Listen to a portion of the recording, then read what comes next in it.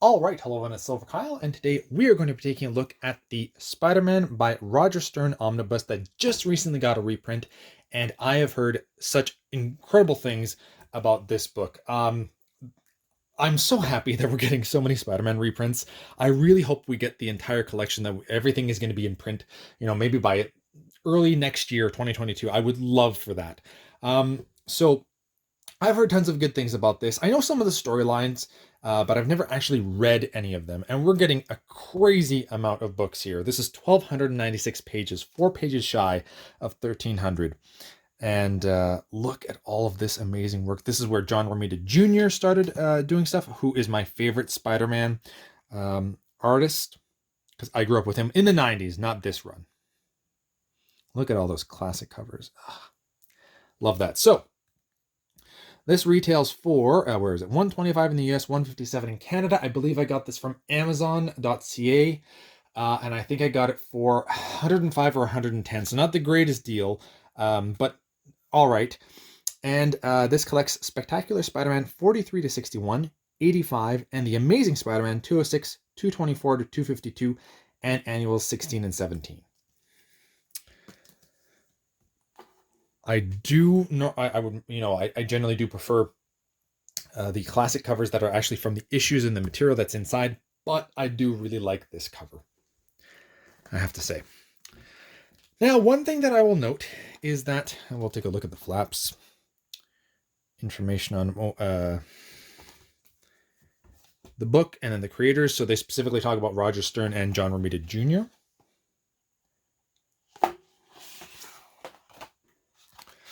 Take it off, and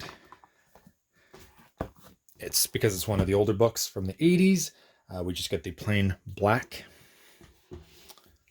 with Spider-Man, same thing, and there you go. So what I will say, for a 1,300 page book, Marvel did a pretty good job, as you would expect. I was able to, but I had to stretch it out quite a bit to get it to this point. So,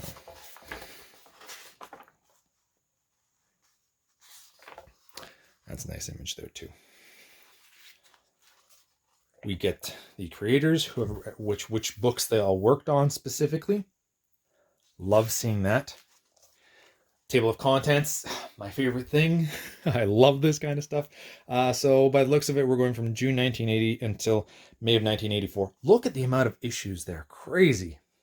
Love that stuff. Totally worth $157. We also get an introduction by Roger Stern, and it's a quite lengthy one too. And then we get into the material. We are getting the actual cover with all the shenanigans that you would get from the actual issue as well. Which, to me, that's exactly what I want. I know that a lot of people like virgin covers, but this tells me exactly what issue it is, what it looked like back then. This is my kind of stuff. We do get a page count going through the entire book as well. This is how I like my omnibus to be made. The background has the issues. We got table of contents. It's the real covers. Page count, you can't ask for more. The binding is pretty darn good. As you can see, it's laying flat completely, and it's a massive book, completely massive. But I will say that the Flashpoint Omnibus that had 1,500 pages, 200 pages more than this, I think opened up a little bit nicer than this. Because I was really surprised with that book. And as you can see here, it's starting to get, we're about 60 pages in. We're now starting to get a little bit of it trying to resist that. I mean, that will change the more that you read the book.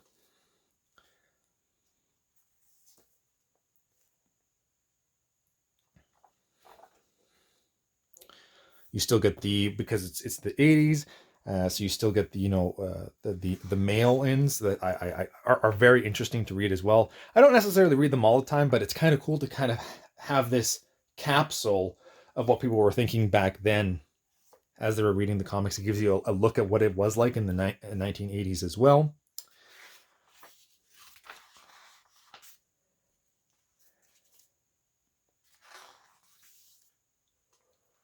And I think this is the issue with Romita Jr. Yeah. That's the one that he first started on, with Spectacular Spider-Man. And then he did a lot of the Amazing stuff as well. And then he changed up his art in the 1990s, and it made it kind of more, in my opinion, he made it look more like Jack Kirby, kind of more blockier, kind of like squares and stuff. But I think a lot more people enjoy his X-Men work, his Uncanny X-Men work, and this early run of Spider-Man probably more than his later stuff in the 90s. But I grew up with his stuff in the 90s. Okay, so here we go.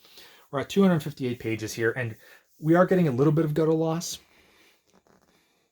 The book is massive, but I think that if we had a much bigger eye, yeah, the eye is the main problem here. I'm going to have to stretch it out quite a bit more, I feel.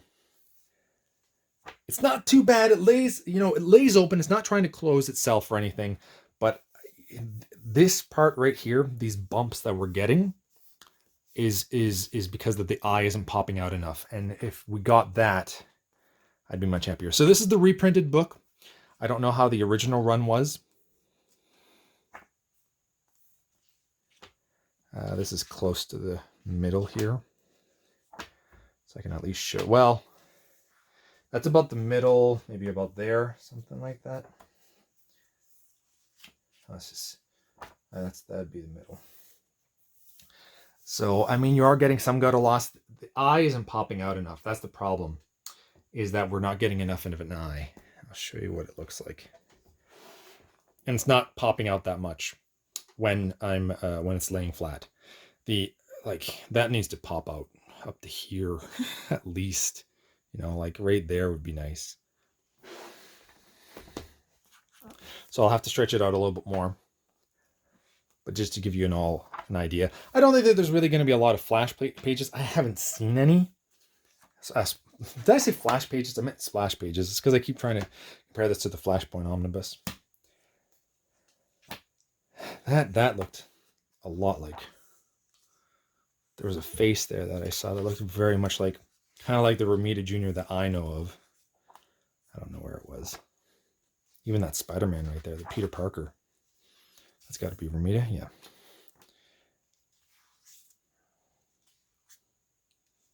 Yeah, that guy. Where was it? Yeah, that looks like his stuff that I'm more used to. I can't find it. Oh well. Let's check out the endings here. For if there's any extras. I actually didn't get a chance to look at this.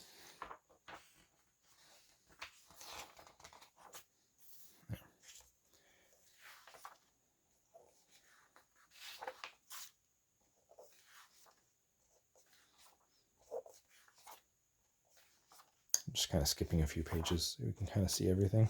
Ooh, that's nice. Ooh, those are very nice. Yep, I like those. And there you have it. So,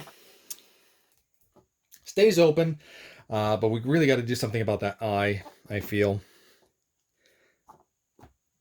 In my opinion. That's a problem. Not horrible. Maybe with a bit more stretching, it won't be as bad, but I just wanted to give you all an idea of what that looked like. Obviously, if you read it, it'll get a little bit better. But there you have it.